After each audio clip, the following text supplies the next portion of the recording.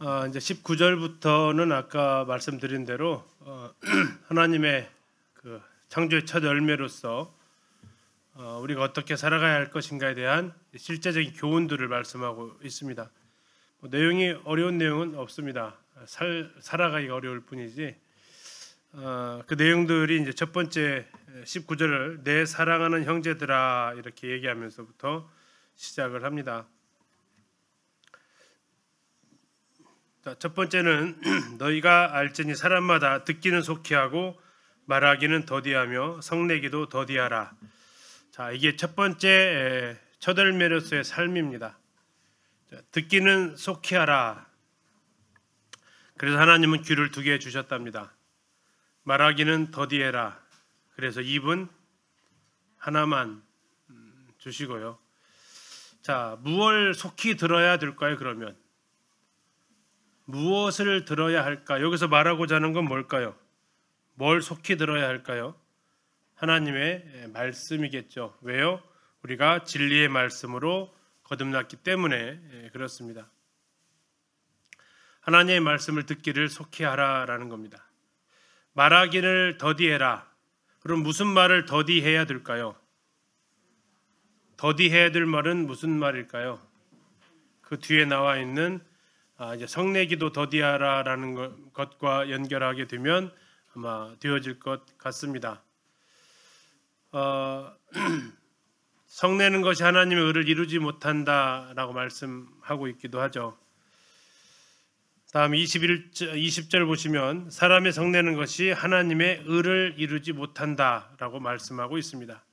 그래서 내 입에서 성내는 표현, 우리는 보통 성낸다라고 표현하기보다는 뭐를 낸다라고 그래요? 화낸다라고 표현하기가 더 쉽죠. 익숙하죠. 그래서 화를 내는 듯한 말, 딱 말을 들어봤을 때 저 사람 말 속에 가시돋친 말이라고 표현하기도 하고요. 거친 말 이런 거, 또 비방의 말 이런 거 다른 서신서를 통해서도 많이 이렇게 볼 수 있지만 특별히 여기서 말하는 것은 성내는 말을 이야기하고 있습니다. 왜 성내는 말을 이야기하고 있느냐? 이건 나중에 3장 가면 알 수 있습니다. 3장에 그 성내는 말을 표현하고 있는데 불에다 표현하고 있습니다. 불. 모든 걸 다 불살라버리는 불에 표현하고 있어서 이런 식으로 이렇게 하는 말을 조심하라고 이야기하고 있습니다. 21절 그러므로 모든 더러운 것과 넘치는 악을 내버리고 너희 영혼을 능히 구원할 바 마음에 심어진 말씀을 온유함으로 받으라. 모든 더러운 것과 넘치는 악, 이것은 이제 도덕적인 삶을 이야기하고 있는 부분인데요. 정결한 삶을 말하고 있는 부분입니다. 자, 모든 더러운 것, 이건 뭐 영적이든 정서적이든 뭐 육체적이든 모든 형태의 그 더러움을 이야기하고 있고, 넘치는 악, 이건 구원받기 이전에 우리 안에 가지고 있었던 그런 성품들로 인한 그런 악을 이야기하고 있습니다. 넘치는 악. 그래서 레위기에서도 이 죄를 금할 때 2가지 죄를 이야기를 해요. 하나는 너희가 애굽에 있었을 때의 그 죄, 그리고 가나안 땅에 들어가서 범하게 될 죄. 이게 2개로 구분하면 모든 더러운 것은 이제 가나안 땅에 들어가서 행해지는 이러한 온갖 더러운 것들, 넘치는 악은 애굽에서 있었던 그런 모든 죄악들, 이렇게 연관도 시켜볼 수 있겠습니다. 그리고 21절에서 이것을 내버리고 너희 영혼을 능히 구원할 바 마음에 심어진 말씀을 온유함으로 받으라. 자, 앞에서 19절에서 듣기는 속히 하라고 했잖아요. 자, 뭘 들어야 된다고요? 하나님 말씀. 특히 지금 21절에 보니까 너희 영혼을 구원할 바 마음에 심어진 말씀. 19절에서는 들어라라고 했다면 21절에서는 받으라라고 이야기하고 있습니다. 마음에 심어진 말씀이라는 것은 구원받은 그리스도인 안에 있는 하나님의 말씀을 이야기하고 있죠. 우리를 구원할 뿐만 아니라 우리를 성결케 하는, 성화시키는 그것도 하나님의 말씀이다라는 겁니다. 자, 말씀을 온유한 온유함으로 받으라. 이 말씀을 받는 태도를 이야기하고 있습니다. 자, 그러면서 다시 한번 이 19절부터 21절까지를 이제 정리를 해보면, 하나님의 말씀을 속히 듣고 너희 입에서 더러운 것들은 다 내어 버리고, 자, 그런 것들이 나타나는 표현이 성내는 표현으로, 화내는 표현으로 드러나게 되는데, 그런 것들을 내어 버리라고, 그리고 하나님의 말씀을 이제 온유함으로 받을 것을 권하고 있습니다. 그러면 말씀을 온유함으로 받는다라는 게 뭐냐 하는 것들을 우리가 생각해 보게 됩니다. 시편에 이런 말씀이 있습니다. 시편 25편 9절에 온유한 자를 공의로 지도하시며 온유한 자에게 그 도를 가르치시리로다 라고 말씀하고 있습니다. 온유함으로 받으라는 얘기는 하나님께서 온유한 자에게 그 도를 가르치시기 때문이다 라고 말씀하고 있기 때문에 하나님의 말씀을 온유함으로 받으라라고 말하고 있는데요. 그렇다면 온유함으로 받는다라는 게 뭐냐? 22절부터 나와 있습니다. 너희는 말씀을 행하는 자가 되고 듣기만 하여 자신을 속이는 자가 되지 말라. 자, 온유함으로 말씀을 받는 사람의 특징이 첫 번째 뭐 하는 사람입니까? 말씀을 행하는 사람입니다. 말씀을 행하는 자, 이게 온유함으로 말씀을 받는 사람의 모습입니다. 말씀이 우리의 삶 속에서 이루어지는 그 모습입니다. 성경은 지식을 위한 책이 아니라 삶의 변화를 위한 책이다라고 D.L. 무디가 이야기를 하기도 합니다. 인포메이션, 정보를 위한 책이 아니라 트랜스포메이션, 변화를 위한 책이다 라고 무디가 이렇게 이야기도 했는데요. 하나님의 말씀이 내 삶에 영향을 주어야 한다라는 거죠. 자, 그걸 이렇게 표현하고 있습니다. 누구든지 23절, 말씀을 듣고 행하지 아니하면 그는 거울로 자기의 생긴 얼굴을 보는 사람과 같아서 제 자신을 보고 가서 그 모습이 어떠했는지를 곧 잊어버린다. 이게 이제 행하지 않는 사람의 특징이다라고 이야기합니다. 우리가 뭐 많이 들어본 비유죠. 거울을 볼 때 뭐가 보여요? 우리의 더러운 것이 보입니다. 그런데 뭘로 씻어요? 거울로 씻는 건 아니잖아요. 거울은 그냥 확인해 주는 거고, 말씀을 들었다라는 얘기는 그냥 확인만 한 겁니다. 그리고 실제로 씻는 것은 물로 씻어야 되는데 이것을 실천으로 옮기는 것, 행하는 것이 물로 씻는 것과 연결이 되어진 거죠. 그래서 하나님의 말씀을 이 거울을 통해서 좀 비유하고 있습니다. 거울을 통해서 얼굴에 오물이 묻었는데 닦지 않으면 거울을 본 이유가 하나도 없다라는 말씀이 바로 여기에 해당이 되겠습니다. 25절을 보시면 자유롭게 하는 온전한 율법을 들여다보고 있는 자는 듣고 잊어버리는 자가 아니요 실천하는 자니 이 사람은 그 행하는 일에 복을 받으리라. 말씀을 실천에 옮기는 사람에게 있어서 하나님의 말씀은 자유하게 하는 온전한 율법이다라고 얘기하고 있습니다. 하나님의 말씀이 우리를 자유롭게 합니까? 불편하게 합니까? 실천하는 사람에게는 자유롭게 한답니다. 그러면 실천하지 않는 사람은요? 불편하게 한다라는 거죠. 25절에서 하나님의 말씀을 이렇게 표현하고 있다고요. 자유롭게 하는 온전한 율법을 이렇게 표현하고 있어요. 하나님의 말씀은 우리를 자유롭게 하기 위한 것이다라는 겁니다. 근데 그것은 어떤 사람이냐면 듣고 잊어버리는 사람은 자유로운 율법을 경험하지 못하지만 어떤 사람은요? 실천하는 사람, 순종하는 사람이 바로 그것을 안다라는 거예요. 다시 말하면 말씀을 순종했을 때 하나님께서 그 말씀을 통해서 약속하신 대로 실제로 이루어지는 걸 경험하는 것만큼 달콤함이 없다. 그래서 그것을 경험한 사람은 하나님의 말씀이 정말 송이꿀보다 더 달다라고 이야기를 하지만 말씀을 계속 듣기만 하고 실행하지 않으면 늘 부담으로 자리 잡아서 하나님의 말씀이 자유롭게 하는 게 아니라 오히려 나를 불편하게 하는 그런 가운데로 나를 이끌어 간다라는 그 배조를 하고 있습니다. 예를 들어서 진수성찬이 이렇게 내 상에 쫙 펼쳐졌다가 한번 생각을 해보세요. 자, 이걸 먹을 수 있는 사람에게는 어떻게 다가올까요? 하면서 그냥 입안 가득 침이 고이면서 얼굴이 환하게 들 거예요. 근데 갑자기 이 사람이 장염이 걸렸다거나 입에 막 혓바늘이 돋았다거나 해가지고 도저히 먹을 수 없는 상태면 그걸 볼 때 어떤 생각이 들까요? 이거 오히려 없는 것이 그에게는 참 더 복된 거죠. 하나님의 말씀 여기서 지금 말하고 있는 게 자유롭게 하는 온전한 율법이 뭐냐면 지금 율법이 하나님의 말씀이 쫙 펼쳐져 있는데 그걸 내가 이거 나 해봤어, 나 이거 경험해봤어, 나 이거 순종해봤어 할 때 하나씩 먹어보는 거죠. 근데 한 번도 먹어본 적이 없는 사람은 이것도 부담도 이거 먹으면 맵지, 이거 먹으면 짜지 하면서 이게 하게 되면 이 아무리 잘 차려는 음식도 그에게는 불편한 식탁이 되어진다라는 겁니다. 그래서 하나님의 말씀을 행하는 자에게 자유롭게 하는 율법이다라는 거죠. 26절입니다. 두 번째 그의 삶입니다. 누구든지 스스로 경건하다 생각하며 자기 혀를 재갈 물리지 아니하고 자기 마음을 속이면 이 사람의 경건은 헛것이다. 하나님 아버지 앞에서 정결하고 더러움이 없는 경건은 곧 고아와 과부를 그 환난 중에 돌보고 또 자기를 지켜 세속에 물들지 아니하는 그것이니라.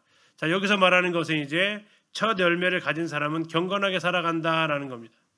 자, 첫 번째는 뭐였냐면 첫 열매로서의 삶은 하나님의 말씀을 속히 듣고 순종하고 실천하는 사람이다.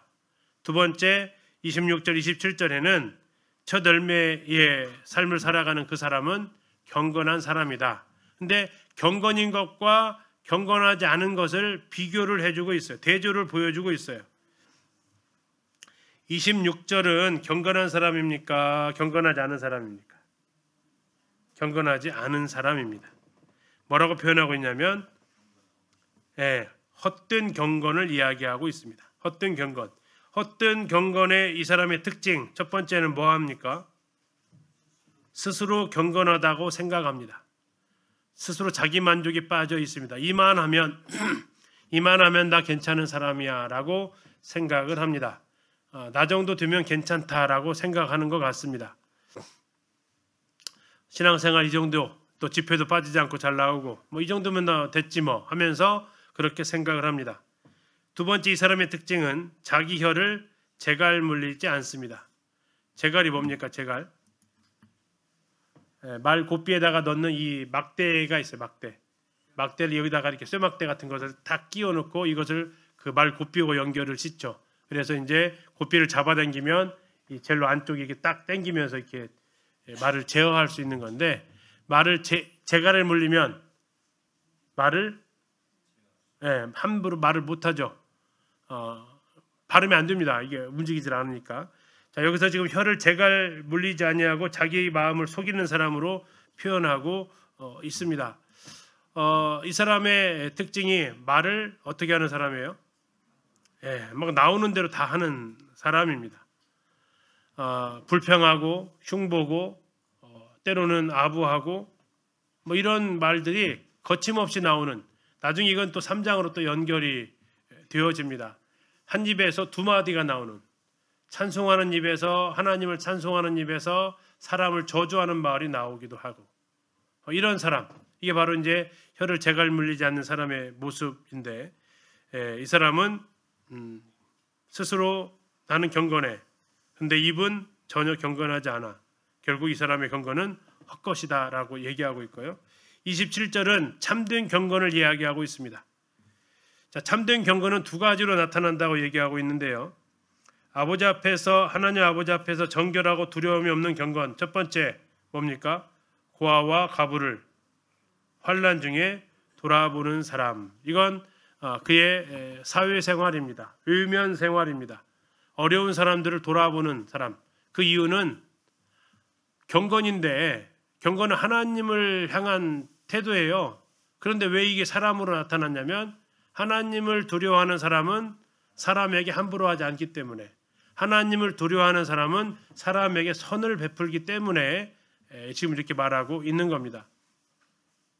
하나님을 섬긴다고 하면서 사람에게 긍휼히 여기지 않는 것, 사람을 돌봐주지 않는 것은 거짓이다라고 하나님 말씀하고 있고, 사도 바울이 그의 사도행전이나 서신서에서 계속 말하고 있는 게 뭐냐면, 가난한 자들을 그는 항상 그 전부터 힘쓰고 있었다라고, 이게 유대인들의 기본적인 사상 중에 하나가 들어가 있습니다. 가난한 자들을 위한 구제.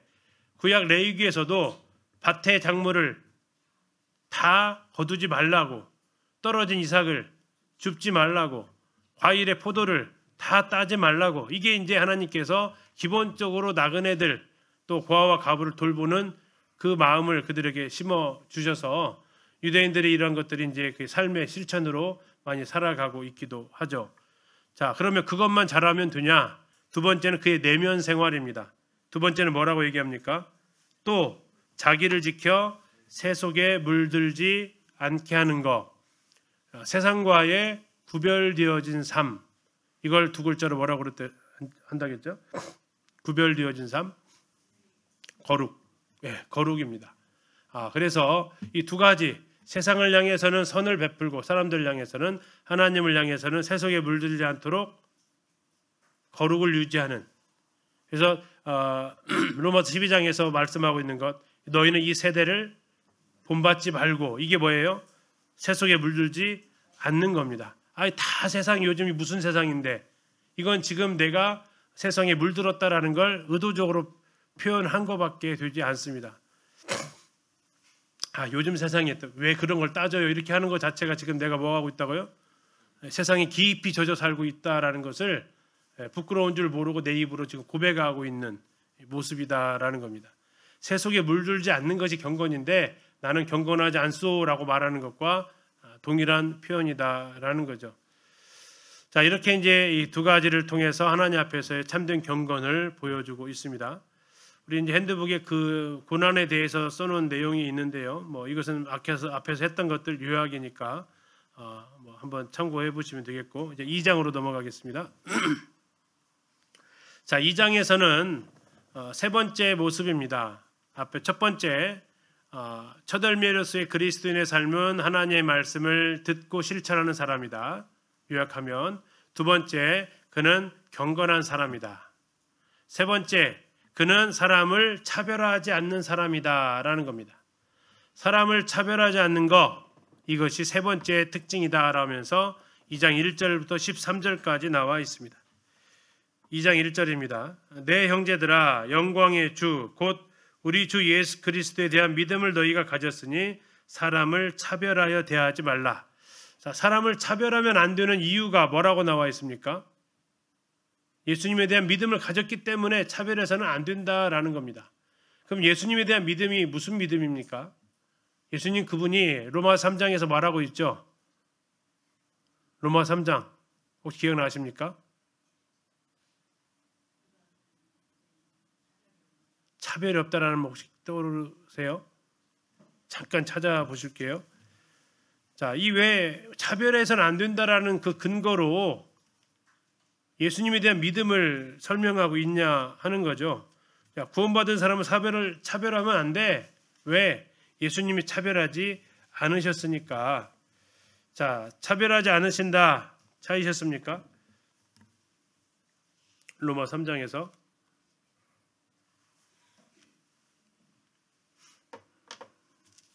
찾으셨나요? 22절입니다. 3장 22절 같이 한번 읽겠습니다. 시작. 곧 예수 그리스도를 믿음으로 말미암아 모든 믿는 자에게 미치는 하나님의 의니 차별이 없느니라. 차별이 없다. 29절로 가시면 어떤 차별이냐? 하나님은 다만 유대인의 하나님이시냐? 또한 이방인의 하나님은 아니시냐? 진실로 이방인의 하나님도 되신다. 하나님은 차별하지 않으신다. 자, 예수 그리스도를 믿음으로 말미암아 모든 믿는 자에게 미치는 하나님의 은은 차별이 없습니다. 그래서 2장 1절에서 뭐라고 얘기했냐면, 사람을 차별하지 않는 이유를 우리 주 예수 그리스도에 대한 믿음을 우리가 가지고 있기 때문에, 차별하지 않는 그 예수 그리스도, 그분에 대한 믿음을 가지고 있는 사람이라면 차별할 수 없다라는 겁니다. 자, 그걸 예를 들어서 설명하고 있어요. 2절입니다. 만일 너희 회당에 금가락지를 끼고 아름다운 옷을 입은 사람이 들어오고 또 남루한 옷을 입은 가난한 사람이 들어올 때에 너희가 아름다운 옷을 입은 자를 눈여겨보고 이르되 말하되 여기 좋은 자리에 앉으소서 하고 또 가난한 자에게 말하되 너는 거기 서 있든지 내 발등상 아래에 앉으라 하면 너희끼리 서로 차별하며 악한 생각으로 판단하는 자가 되는 것이 아니냐. 아주 그냥 적절한 예화를 들으셨죠. 뭘 가지고 지금 사람을 차별한 겁니까? 겉모습, 외모를 보고, 특히 외모 중에서도 뭘 보고, 그의 옷차림을 보고. 오늘날에는 뭘 보고 사람을 차별하나요? 차? 차 가지고 차별할 수 있죠. 자, 그래서 호텔 가보시면 좀 비싼 차는 발레 파킹 해주고 좀 싼 차는 저쪽으로 가서 대시라고 이렇게 하시기도 합니다. 또 뭐 백화점 가면 이게 살만한 사람인지 안 살만한 사람인지 점원들이 대략 알아보고 또 차별을 하기도 하고요. 사람을 겉모습으로 차별하는 경우들이 이게 사회에서는 있는데 이게 어디까지 들어왔다? 교회까지 들어왔다라는 거죠. 그것은 합당하지 않다라는 겁니다. 왜 합당하지 않은지 이제 5절부터 10절까지 해서 그 4가지 이유를 이야기하고 있습니다. 왜 이게 사람을 겉모습으로 보고 차별하는 것이 합당하지 않은지 5절입니다. 내 사랑하는 형제들아 들을지어다. 하나님이 세상에서 가난한 자들을 택하사 믿음에 부유하게 하시고 또 자기를 사랑하는 자들에게 약속하신 나라를 상속으로 받게 하지 아니하셨느냐? 너희는 도리어 가난한 자를 업신여겼도다.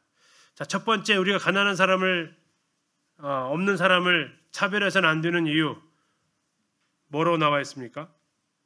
하나님이 세상에서 가난한 자를 뭐 하셨대요? 5절 다 잘 보세요. 하나님이 세상에서 가난한 자를 뭐 하셨대요? 택하셨대요. 그러면 우리가 그들을 이렇게 차별하면 뭐가 돼요? 하나님이 택하신 사람을 우리가 차별하는 것이다라는 거예요. 첫 번째 우리가 왜 차별하면 안 되느냐? 그들은 하나님이 택하셨다라는 겁니다. 하나님이 택하신 사람들이기 때문에 우리는 그들을 차별할 수 없다라는 겁니다. 가난한 자, 하나님이 그들을 택하셨다라는 겁니다. 하나님이 택하셨는데 내가 차별했다. 무슨 일이 벌어질 것 같아요? 대통령이 누군가를 이렇게 보냈는데 내가 그 사람을 무시했다. 누구를 무시하는 것과 동일해요? 하나님, 대통령을 무시한 것과 동일한 겁니다. 그래서 우리는 하나님이 택하신 자들을 차별하면 안 된다. 하나님을 무시하는 거다라는 겁니다. 6절 중반에 보시면 부자는 너희를 억압하며 법정으로 끌고 가지 아니하느냐. 부자에 대해서 이야기를 합니다. 부자에 대해서 주로 성도들을 압제했던 대상들이 있는 사람이 없는 사람이요? 있는 사람이었다라는 겁니다. 결국 아군과 적군을 구분할 때 누구를 도와준 것이 돼요? 적군을 도와준 거다라는 겁니다.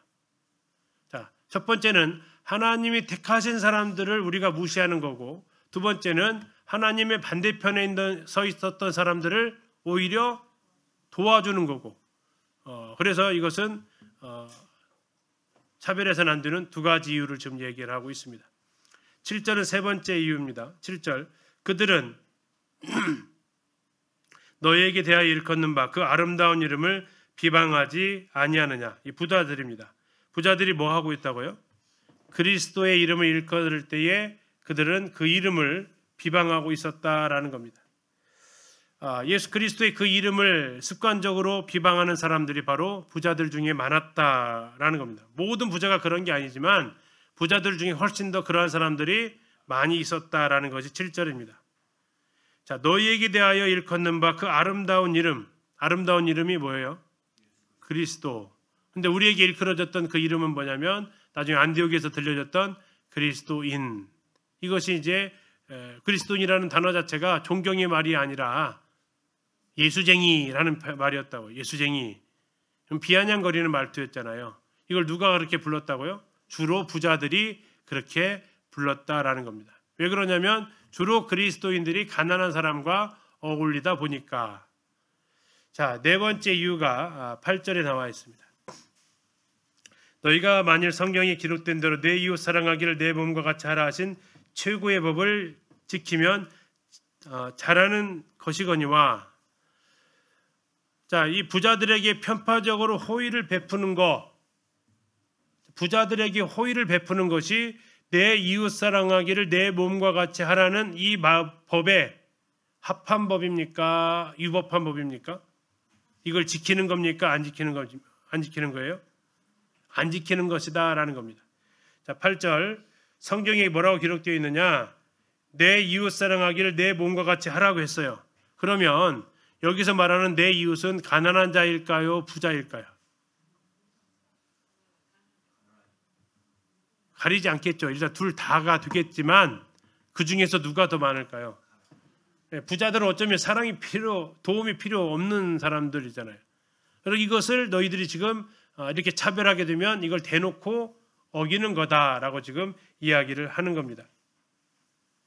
결국 사람을 차별하는 것이 바로 이렇게 해서는 안 될 잘못된 모습이다라고 얘기합니다. 9절 만일 너희가 사람을 차별하여 대하면 뭐 하는 것이다? 죄를 짓는 거다. 무슨 죄요? 8절에 나와 있는 내 이웃 사랑하기를 내 몸과 같이 하라고 한 이 법을 어기는 거다라는 겁니다. 율법이 너희를 범법자로 정죄할 것이다. 근데 무슨 문제가 생기냐? 누구든지 온 율법을 지키다가 하나를 범하면 모두 범한 자가 된다. 간음하지 말라 했던 분이 살인하지 말라고도 하셨으니까 비록 간음하지 않았더라도 살인하면 율법을 범한 자가 된다. 너희는 자유의 율법대로 심판받을 자처럼 말도 하고 행하기도 하라. 자, 이번에는 자유의 율법이라는 표현이 나와 있습니다. 자, 이게 야고보서가 초기 서신이라고 말씀드렸던 이유가 그 중에 하나가 율법에 대한 참 긍정적인 표현을 많이 하고 있다라고 말씀을 드렸죠. 앞에서 우리가 1장에서는 자유롭게 하는 온전한 율법 이렇게 표현하기도 했었고요. 여기서는 지금 율법을 뭐라고 표현했어요? 자유의 율법이라고 표현하고 있습니다. 자유의 율법. 자, 모세의 율법을 자유의 율법을 좀 같이 연결을 하게 되는데요. 자, 모세 율법은 내 이웃을 내 몸과 같이 사랑하라고 했습니다. 한번 생각해 보자라는 겁니다. 자유의 율법. 자, 우리는 이 율법 내 이웃을 내 몸과 같이 사랑하라는 이 율법을 모세 율법인데요. 지킬 수가 있어요, 없어요? 없습니다. 그러면 못 지키면 괜찮아요? 아니면 정죄받아요? 정죄받습니다. 이걸 지킬 능력이 나한테 있어요, 없어요? 자, 능력이 없는데 못 지켰다고 정죄하는 것이 어쨌든 율법입니다. 그래서 율법이 가지고 있는 의미가 하나가 뭐라고 그랬어요? 죄를 깨닫게 하기 위한 목적을 가지고 있다라고 했죠. 자, 두 번째로 가보겠습니다. 그러면 은혜 아래서 오늘날 우리에게서 이것은 자유의 율법이다라고 생각을 한번 해보시겠습니다. 자, 은혜 아래에서 우리는 이웃을 사랑할 수 있어요, 없어요? 있습니다. 능력이 있습니다. 어디에서요? 성령 안에서. 성령 안에서 우리는 그러한 능력을 받았다라는 겁니다. 율법 아래에서는 그런 능력 자체가 주어지지 않았지만 구원받은 우리 안에는 하나님의 성령이 바로 이러한 것들을 행할 수 있는 능력을 주신다라는 거죠. 그러면 뭐가 달라요? 구약의 율법하고 모세 율법하고 여기에 나와 있는 자유의 율법의 뭐가 달라요? 하나는 능력이 없는데 못 지키면 정죄받고, 하나는 능력이 있고 그것을 행하면 상을 받고, 이게 모세 율법과 자유율법의 차이점이 됩니다. 자, 또 하나의 자유의 율법이 모세 율법은 율법을 지켰기 때문에 의로워집니까? 의롭기 때문에 지켜야 합니까? 모세 율법은요. 지켜야 의로워진다고 하는 게 모세 율법입니다. 자유의 율법은요. 지켜서 의로워지려고 해요? 의롭기 때문에 지켜요? 예, 이게 자유의 율법에 의미하고 있는 부분이 되겠습니다. 이 율법은 율법인데 그 앞에다가 자유라는 단어가 쓰여지니까 이게 좀 해석이 좀 달라지는 부분이 있다라는 것을 우리가 볼 수 있습니다. 자, 그래서 정리를 하면 자유의 율법대로 심판받을 자처럼 우리가 뭐를 받는다고요? 심판을 받는데요. 그럼 우리가 받는 심판은 나중에 바울을 통해서 알려졌지만 그건 무슨 심판대예요? 그리스도의 심판대입니다. 그리고 그 그리스도의 심판대에서의 심판은 우리가 범죄한 것에 대한 심판이 아니라 우리의 삶에 대한 심판입니다. 상을 받느냐 받지 못하느냐에 대한 심판이다라는데 그때의 기준이 바로 이 자유율법이다. 구원받았기 때문에 하나님 말씀에 순종했고 그 순종한 것에 따라서 하나님 앞에서 뭘 받아요? 상을 받는다라는 겁니다. 거기 나오는 심판받을 자처럼 말도 하고 행하기도 해라. 그래서 너희가 행하는 것에 대해서 그리스도의 심판대 앞에서 이런 것들이 다 결산이 이루어진다. 모세의 율법을 얘기하는 게 아닙니다. 하나님의 말씀에 지금 지키는 것에 대해서 이야기를 하고 있습니다. 13절입니다. 긍휼을 행하지 아니하는 자. 아까 우리 2장 1절부터 12절까지 봤을 때 이 사람은 어떤 사람이에요? 긍휼을 행하지 않는 사람은 가난한 자 왔을 때 알아서 앉으세요 하는 사람. 긍휼을 행하지 않았습니다. 부자들이 왔을 때 좋은 자리 안내해 주는 사람. 이 사람이 지금 긍휼을 행하지 아니한 자입니다. 그 사람 뭘 받아요? 긍휼 없는 심판을 받습니다. 긍휼 없는 심판. 다음에요. 긍휼은 심판을 이기고 자랑하지만 긍휼이 없으면요. 심판에 해당이 된다라는 겁니다. 여기서 말하는 심판은 천국과 지옥 가는 심판이 아니죠.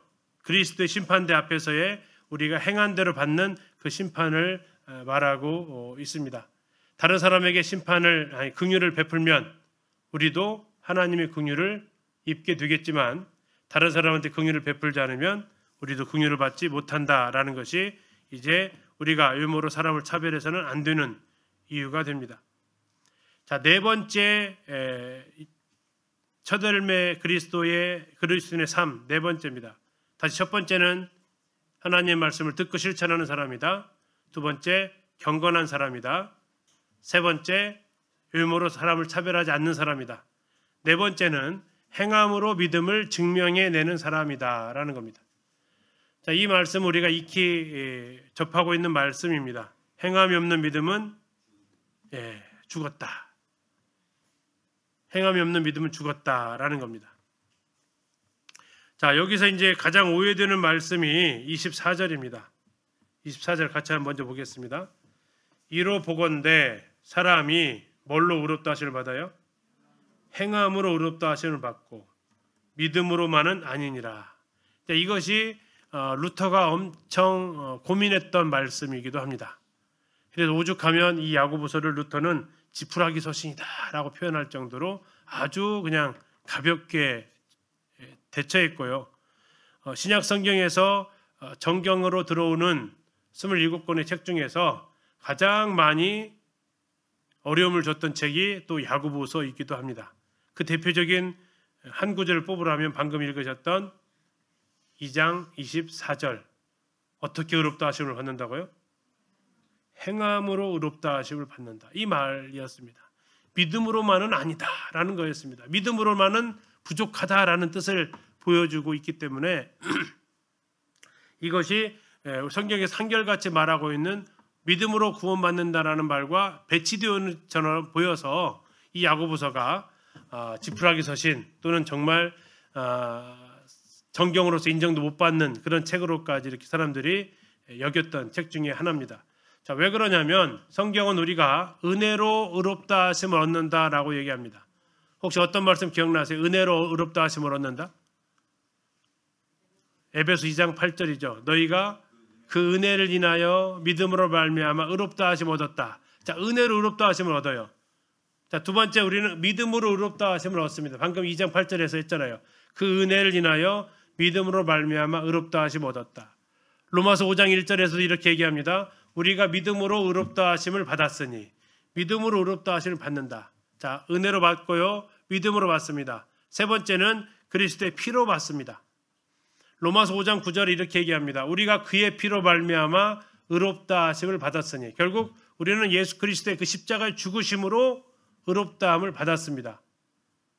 자, 네 번째, 우리는 예수 그리스도의 부활로 의롭다 하심을 받습니다. 로마서 4장 25절에서 예수는 우리 범죄함을 위하여 내줌이 되고 또한 우리를 의롭다 하시기 위하여 살아나셨다. 결국 그분이 살아나심으로 우리가 의롭다 하심을 받았습니다. 자, 은혜로, 믿음으로, 그리스도의 보혈로, 그리스도의 부활로 우리는 의롭다 하심을 받습니다. 그리고 우리가 의롭다 하는 것을 누가 인정해 줍니까? 하나님이 의롭다 하십니다. 사람이 우리를 의롭다 하는 게 아니라 하나님 우리를 의롭다고 하세요. 로마서 8장에서 뭐라고 하십니까? 의롭다 하시는 이는 하나님이시니 누가 정죄하리요, 이렇게 얘기합니다. 이게 보편적으로 신약 성경에서 말하고 있는 사람이 의롭게 되는 길이다라는 겁니다. 근데 느닷없이 여기 2장 24절에서 뭐라고 얘기하고 있어요? 믿음으로만은 아니야. 사람이 어떻게 의롭다함을 받는다고요? 행함으로 의롭다 하심을 받는 거야 라는 거죠. 그럼 결국 이건 우리에게 뭘 말해주고자 하는 겁니까? 여기서 행함은 결과물이다라는 거죠. 결과물. 그렇죠? 의롭다함을 받는 사람은 뭘로 나타난다? 행함으로 그 증거가 나타난다라는 겁니다. 맥도날드는 이렇게 풀어서 씁니다. 은혜는 하나님께서 인간을 의롭게 하시는 데 있어서 근본 원칙이다. 믿음은 인간이 그것을 하나님의 은혜를 받아들이는 수단이다. 그리스도의 보혈은 그리스도께서 지불해야만 했던 대가이다. 그리스도의 부활은 하나님께서 그 일을 이루셨다라는 증거다. 그리고 하나님은 이 모든 일을 행하시는 데 있어서 능동적으로 그분은 움직이셨다. 선언하셨다. 그리고 행함은 그 결과이다. 라는 게 이제 야고보서와 다른 서신서들과의 가장 아름다운 연결의 고리가 됩니다. 실제로 야고보서에서 그렇게 말하고 있고요. 뭐라고 말하고 있습니까? 이 성경에서 말하고 있는 기자가 하는 말 18절 보시겠습니다. 18절. 어떤 사람은 말하기를 너는 믿음이 있고 나는 행함이 있으니 행함이 없는 네 믿음을 나한테 보여봐라. 나는 행함으로 내 믿음을 너에게 보이겠다. 자, 여기서 말하고 있는 순서는 믿음이 먼저라는 얘기예요? 행함이 먼저라는 얘기예요? 믿음이 먼저 있었다라는 얘기입니다. 근데 뭘로 보여줄 수밖에 없다? 행함으로밖에 보여줄 수 없다. 믿음이라는 건 안 보이는 것이기 때문에 안 보이는 걸 어떻게 믿음을 가지고 있는지를 보여주느냐? 행함으로 보여준다라는 겁니다. 그래서 행함은 구원받기 위한 수단도 아니고 구원받기 위한 과정도 아니지만 행함은 구원받은 사람에게 나타나는 결과물이고 열매다, 증거다라는 것이 2장 14절부터 26절의 말씀입니다. 자, 그것을 우리가 다 아시는 부분이니까 그걸 전제로 14절부터 26절 뭐 어렵지 않게 우리가 이해할 수 있습니다. 14절입니다. 내 형제들아 만일 사람이 믿음이 있다라고 얘기합니다. 그런데 뭐가 없어요? 행함이 없습니다. 그러면 그 믿음이 자기를 구원하겠느냐? 이것은 물어보는 겁니까? 아니죠. 구원할 수 없다라고 지금 수사의문문으로 답을 하는 겁니다. 그 믿음이 능히 자기를 구원하겠느냐? 구원할 수 없다. 믿음으로만 믿는다 하는 것이 사람을 구원해낼 수 없다. 그런 입술만의 고백은 그 사람은 구원받은 것이 아니다라는 겁니다. 15절 만일 형제나 자매가 헐벗고 일용할 양식이 없는데 너희 중에 누구든지 그에게 이르되 평안히 가라 덥게 하라 배부르게 하라 하며 그 몸에 쓸 것을 주지 아니하면 무슨 유익이 있으리요. 자, 여기 나와 있는 유익은 누구의 유익일까요? 말한 사람의 유익일까요? 아니면 헐벗고 일용할 양식 없는 사람의 유익일까요? 없는 사람의 유익이죠. 예. 그래서 지금 말뿐인 친절을 베풀었습니다. 그거 뭐라고 말했어요? 배 좀 먹을 것 좀 먹어라. 옷 좀 따뜻하게 입고 다니고. 그러면 그렇게 말을 하면 실제로 그 형제가 도움이 된다고 안 된다고요? 아무 도움 안 된다라는 겁니다. 말뿐인 친절은 그 사람을 배부르게 못합니다. 말뿐인 친절은 그 사람을 따뜻하게도 못합니다. 말뿐인 친절은 그 가난한 형제에게 아무런 유익을 주지 못한다라는 겁니다. 그래서 말뿐인 믿음은 아무런 의미가 없다라는 것이 15절, 16절의 이야기입니다. 17절, 이와 같이 행함이 없는 믿음은 그 자체가 죽은 것이다. 입술로만 하는 고백은 구원받은 것이 아니다. 구원받은 사람은 반드시 그 삶의 열매가 나타나게 되어져 있다라는 겁니다. 18절입니다. 아까 말했던 대로 어떤 사람은 이렇게 나와 있습니다. 이 어떤 사람은 구원받은 사람일까요? 구원 안 받은 사람일까요? 그 질문 한번 다시 보겠습니다. 자, 구원받은 사람인지 안 받은 사람인지 판단 한번 해보세요. 어떤 사람은 말합니다. 너 믿음이 있어? 난 행함이 있어. 자, 너는 믿음이 있고 나는 행함이 있어. 자, 행함이 너는 없는데 그러면 네 믿음 한번 증명해봐라. 나는 나의 행함을 통해서 내 믿음을 증명해 보이겠다. 이렇게 말했대요.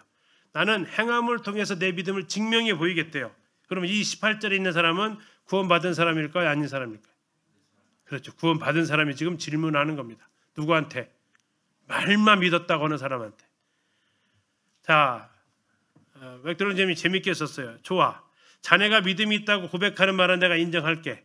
하지만 그 믿음을 증명할 수 있는 행함이 없지 않은가? 난 믿음은 반드시 생활을 통해 증명된다고 믿네. 행함이 없는 자네의 믿음을 내게 한번 증명해 보게나. 그렇게 할 수 없지. 자네의 믿음을 볼 수 없다네. 자네가 믿음을 가지고 있다는 사실을 다른 사람이 알 수 있는 유일한 방법은 행함으로 증명되는 삶이라네.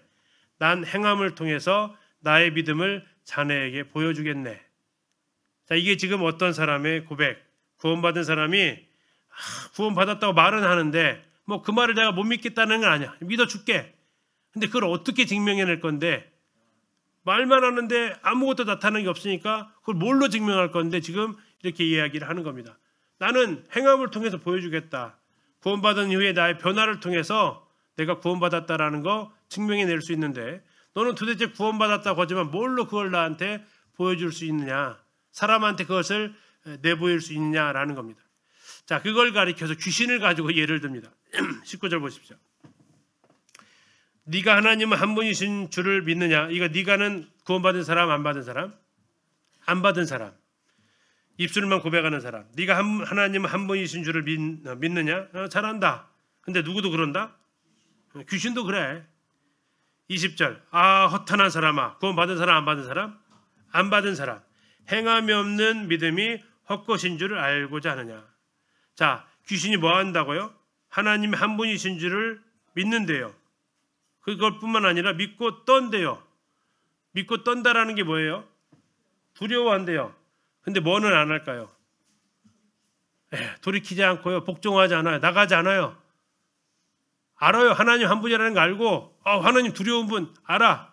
그러나 그는 뭐 하지 않아요? 행동하지 않아요.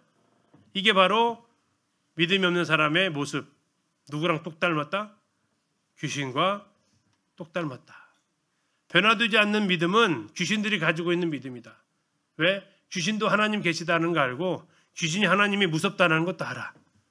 그러나 아무런 변화가 그에게 나타나지 않아. 회개하지 않거든요. 귀신은. 회개할 수도 없을 뿐더러 하고자 하지도 않고요. 이것이 구원받지 않은 사람의 모습과 일반 같다.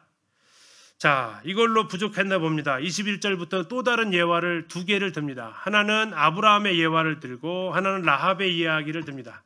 이 두 사람은 완전히 대조적인 사람입니다. 아브라함은 남자고 라합은 여자예요. 아브라함은 유대인이고 라합은 이방인이에요. 자, 성별로 다르고 민족적으로 다르고 하나님의 택하신 백성이고 아닌 사람이고 그러나 두 사람이 공통점이 있습니다. 뭐의 공통점이에요? 행함으로 믿음을 증명해냈다. 결국 아까 이거 차별 없다라고 했잖아요. 하나님의 은은 차별이 없어요. 뭐에 따라서? 성별에 따라서. 남녀에 따라서 구별하지 않아요. 또 뭐에 따라서? 그의 민족에 따라서 구별하지 않아요. 뭐 했다면? 그가 믿음으로 나왔다면. 그래서 이 두 예를 들어요. 잘 아시는 내용입니다. 21절. 우리 조상 아브라함이 그 아들 이삭을 제단에 바칠 때에 행함으로 의롭다 하심을 받은 것이 아니냐. 이것도 질문하는 거 아닙니다. 아브라함이 어떻게 의롭다 하심을 받았다고요? 이삭을 제단에 바친 것은 행함이에요, 믿음이에요? 행함입니다. 22절 내가 보거니와 믿음이 그의 행함과 함께 일했고 행함으로 믿음이 온전하게 되었느니라. 왜? 23절 이에 성경이 믿은 바 아브라함이 하나님을 믿으니 이것을 의로 여기셨다는 말씀이 뭐해졌어요? 이루어졌고 그는 하나님의 보시라 칭함을 받았다. 자, 하나님이 아브라함이 하나님을 믿으니 이를 그의 의로 여기셨다. 창세기 몇 장입니까? 창세기 15장 6절입니다.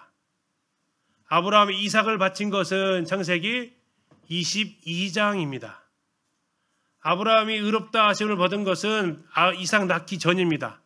믿음입니까? 행함입니까? 15장 6절이 아브라함이 하나님을 믿으니 이를 그의 의로 여기시고 믿음의 행함이에요? 믿음. 그리고 그 믿음이 진짜인지를 뭘로 드러냈다고요? 아들 이삭을 바치는 것. 그것은 한참 후 30-40년 후. 그런데 그걸 통해서 15장에 그가 하나님을 믿었다라는 그 믿음이 온전했다. 사실이었다. 확실했다라는 걸 드러냈다라는 겁니다. 그렇게 믿었다고 했는데 15장 6절에서 믿었다고 했는데 22장에서 하나님께서 바치라고 했을 때 no 했으면요. 아브라함의 믿음은 말뿐인 믿음. 그는 정말 믿은 것이 아닌 믿음. 왜? 15장 6절에서 내 자손이 하늘의 별과 같이 땅에 모래같이 될 것이라 그 믿음. 그런데 아들 죽이면 어떻게 돼요? 그것이 싹 없어지잖아요. 그래서 히브리서는 뭐라고 믿었다고 나와 있어요? 죽여도 하나님을 살릴 거다라는 그 믿음. 그 믿음이 진실되었다라는 게 뭘 통해서 증명되었다? 아들 이삭을 모리아산에서 바쳤다라는 거. 아브라함은 믿음으로만 구원받았냐? 아니다. 행함으로 증명된 믿음이었다라는 것이 지금 22절, 23절까지의 말씀입니다. 그래서 나온 게 24절이에요. 이로 보건대 사람이 행함으로 의롭다 하심을 받고 믿음으로만은 아니다. 아브라함은 그 믿음을 증명해내야만 했는데 15장에서 믿었고 22장에서 행함으로 증명했다라는 겁니다. 자, 그러면 라합은요. 25절 또 이와 같이 기생 라합이 사자들을 접대하여 다른 길로 나가게 할 때에 행함으로 의롭다 하심을 받은 것이 아니냐. 자, 라합이 믿었기 때문에 행했냐 아니면 행했냐라는 거죠. 자, 정탐꾼 만났을 때 라합이 했던 고백이 어떻게 나옵니까? 너희들의 하나님에 대한 소리를 들었을 때 우리가 떨었고 간담이 서늘했다 여기에요. 그러면 그걸 정말 믿었다면 어떻게 해야 돼요? 이 정탐꾼을 살려보내는 거죠. 안 믿었으면 죽이는 거고 간첩 바로 신고하면 죽으니까. 그가 정말 믿었다라는 걸 뭘로 증명했냐? 이 사람을 숨겨줬다라는 겁니다. 만약에 그것이 아니었다면 그는 믿음이 없었다라는 거죠. 그래서 지금 얘기하는 것이 바로 그겁니다. 행함으로 의롭다 하심을 받았다. 증명받았다라는 겁니다. 여기서 받았다라는 건 증명함을 받았다. 그래서 26절 영혼 없는 몸이 죽은 것 같이 행함이 없는 믿음은 죽은 것이다. 그 유명한 말이 여기서 나오는 겁니다. 결국 라합도 믿음 먼저 행함 먼저? 믿음 먼저. 그리고 행함으로 믿음을 증명해냈고 아브라함도 믿음 먼저 행함 먼저? 믿음 먼저. 그러나 오늘 율법을 지켜서 구원받으려는 사람들은 뭐가 먼저? 행함. 지켜서 구원받으려고 하니까 우리는 믿었기 때문에 말씀에 순종하려고 하는 거고 이게 아주 근본적인 차이를 가지고 있다. 그래서 첫열매에 있는 사람은 행함을 통해서 그 믿음이 증명이 되어진다. 그래도 우리도 역시 구원받은 이후에 우리 삶에 변화가 나타나야지 변해야지가 아니라 믿음은 그 안에서 변화를 일으킨다라는 겁니다. 그래서 정확히 말하면 내가 뭘 해야지 하는 것은 이미 행함이다. 그러나 믿음에 대한 반응이 나타나면 그게 진짜 온전한 행함이고 믿음이 있다라는 증거다라는 거죠. 그래서 구원받고 돌아와서 행함은 잘 한번 생각해보세요. 아브라함은 행함을 증명해내기까지 몇 년 걸렸어요? 40년 이상 걸렸습니다. 라합은 금방 그 소식 듣고 증명해내는 거 고백하고 하는 것은 하루. 사람마다 차이는 다 다르지만 중요한 것은 어쨌든 다 믿음이 있으면 행함으로 표현되어진다. 그래서 우리가 구원받았는지 안 받았는지를 알아보는 것은 어쩌면 이제는 분별하는 데 시간도 필요한 부분이 되어졌죠.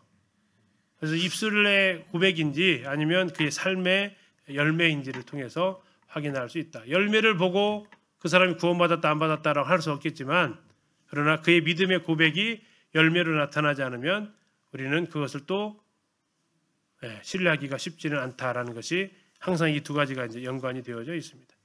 그러면 기도하시고 오늘 마치도록 하겠습니다. 아버지 하나님, 진리의 말씀으로 하나님의 뜻에 따라 우리를 거듭나게 하심을 감사드립니다. 이제 하나님의 첫 열매로서의 우리의 삶이 어떠해야 될지를 주의 야고보서를 통해서 교훈해 주셔서 감사드립니다. 아버지 하나님, 하나님 말씀을 듣고 실천하는 자 되게 하시고 또 하나님 앞에 참 경건의 모습으로 어려운 사람들을 돌아보고 세속에 물들지 않는 삶을 살아가게 해주시고 또 사람을 이름으로 차별하거나 말뿐인 신앙이 아닌 행함으로 증명되어지는 우리들의 삶이 될 수 있도록 또 오시기를 의탁을 드립니다. 또한 돌아가는 걸음도 아버지 하나님 선 인도해 주시고 다음에 만날 때까지 주님 안에서 또 평안케 해주시기를 의탁을 드립니다. 오늘 시간 도우심 감사드리며 주의 이름으로 기도드렸습니다. 아멘. 감사합니다.